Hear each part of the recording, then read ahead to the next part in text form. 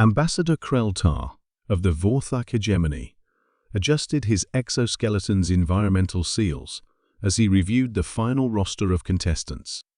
2,000 of the galaxy's most hardened warriors, survivors, and apex predators had answered the call. Each representative came from what the Galactic Classification Authority designated as Class IX Deathworlds planets, so hostile that merely existing on their surface required constant adaptation to survive. The Vorthak themselves evolved on Kesthanor, where metallic rain fell at supersonic speeds during the 10-month storm seasons, and the native predators could dissolve titanium with their stomach acid. Standing beside him was Commander Thex of the Mandalorian Iron Collective, whose people had adapted to survive in environments with background radiation levels that would kill most organic life within hours. The humans call it the Mariana Abyss Exclusion Zone, explained Dr. Elena Rodriguez, Earth's xenobiology liaison, as she gestured toward the massive holographic display showing Earth's Pacific Ocean. Officially, it's a deep-sea research facility. Unofficially, she paused, studying the assembled crowd of beings that represented the most dangerous forms of life in known space. Kreltar clicked his mandibles impatiently. Doctor, with respect, my people have conquered worlds where the atmospheric pressure alone would crush your deepest ocean trenches. What could your planet possibly contain that would challenge seasoned Deathworlders? Dr. Rodriguez activated the display, showing a cross-section view of the Mariana Trench at its deepest point. 11 kilometers below sea level, we discovered something that shouldn't exist according to our understanding of physics. We call it the Hadean Gate. The hologram zoomed in to reveal a structure that seemed to defy geometric logic. It appeared to be a sphere, but its surface twisted through dimensions that the assembled aliens' minds struggled to process. Mathematical equations floated beside the image, showing energy readings that made several of the gathered scientists' translation devices emit error messages. A hyperdimensional construct breathed Ethrix, a crystalline entity from the neutron fields of Rigel. But the energy output those readings suggests reality distortion on a quantum level. Precisely, Dr. Rodriguez confirmed. The Hadean Gate exists partially in our dimension and partially in what our physicists call mathematical space, a realm where abstract concepts have physical properties and logic itself becomes a tangible force. Commander Thex leaned forward, her bioluminescent scars pulsing with interest. What's the challenge, human? Navigate through this dimensional anomaly. Survive inside it, Dr. Rodriguez replied simply. The gate opens every 72 hours for exactly 18 minutes. During that time, it allows passage into what we've designated as Reality Layer 0 space, where the fundamental constants of physics are negotiable, where thought can alter matter, where time flows in multiple directions simultaneously, and where the concept of identity becomes fluid. She activated another display, showing previous expedition footage. The images were distorted, reality seeming to bend and fracture around the explorers. We've sent in teams of our best xenobiologists, physicists, and specially adapted artificial intelligences. The longest survival time recorded was 4 minutes and 37 seconds. Kreltar's confidence wavered slightly. What exactly kills them? That's the problem, we don't know if they're actually dying, Dr. Rodriguez said quietly. Some disappear entirely from sensor readings. Others emerge as geometric patterns that were once sentient beings. A few have returned, claiming to be mathematical equations that achieved consciousness. One expedition member came back as a sentient probability cloud that could predict future events, but had forgotten how to exist as matter. The assembled Deathworlders exchanged glances.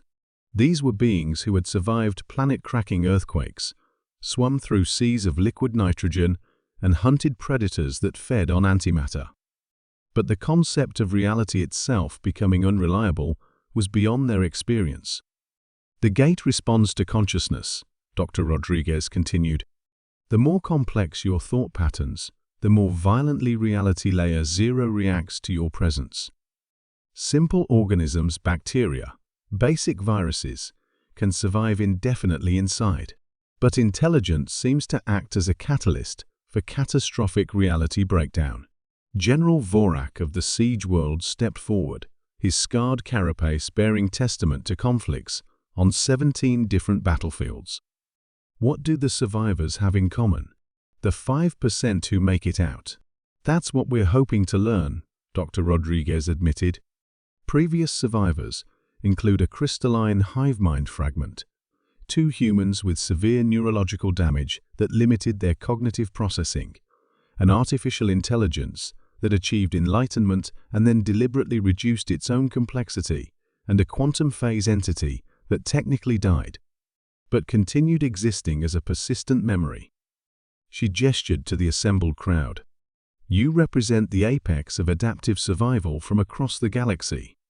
Perhaps your unique evolutionary advantages will reveal what allows consciousness to survive in a realm where thought itself reshapes reality. 3 days later, the massive transport ships descended toward Earth's Pacific Ocean. Specialized submersibles, each engineered to withstand pressures that would collapse neutron star material, carried the 2,000 volunteers toward the Hadean Gate's activation window. Kreltar found himself sealed in a reality anchor suit technology developed specifically for dimensional exploration. Around him, beings that had never shown fear in their lives checked and rechecked their equipment with nervous precision. Gate activation in 60 seconds, announced the dive coordinator. Remember, the moment you detect reality distortion affecting your consciousness, activate your emergency extraction beacon immediately. Through the reinforced viewports, the gate became visible, a sphere of twisted spacetime that hurt to look at directly.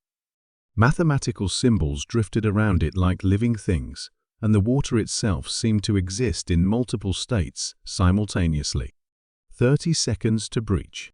Kreltar activated his suit's consciousness dampening field, a controversial technology that artificially reduced cognitive function to minimize reality interaction.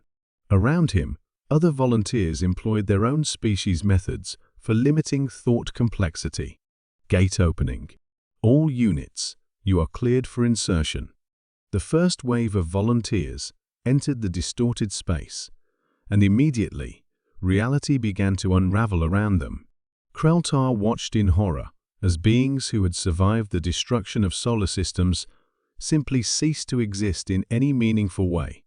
Others transformed into abstract concepts. Courage became a floating red geometric pattern, while determination manifested as a series of mathematical proofs that solved themselves endlessly. By the 12-minute mark, only 47 of the original 2,000 remained conscious and coherent. By minute 15, that number had dropped to 12. As the gate began its closing cycle, emergency extraction protocols activated, pulling the survivors back to baseline reality.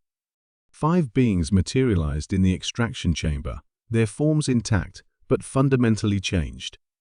Kreltar himself had survived, but found that he could no longer think in linear time. Past, present, and future existed simultaneously in his perception. A human physicist named Dr. Chen emerged speaking only in mathematical equations, though she claimed to understand the universe's underlying source code. Commander Thex had become partially translucent, existing simultaneously across multiple dimensional states. What did you find in there? Dr. Rodriguez asked as the survivors underwent decontamination. Kreltar tried to formulate an answer, but discovered that language itself had become insufficient. Instead, he projected a complex holographic equation that seemed to capture something fundamental about the nature of existence itself. We found, Dr. Chen said, her words arriving as pure mathematical concepts, that reality is much more fragile than we believed, and much more beautiful than we dared imagine. The Hadean Gate experiment was classified at the highest levels and never repeated. The 5 survivors were monitored continuously, as they had become living bridges between normal reality and the mathematical realm beyond the gate. And in the deepest trenches of Earth's oceans, the gate continued its eternal cycle, opening, waiting, and closing again, a reminder that some frontiers were never meant to be crossed, even by those who called the galaxy's most dangerous worlds home.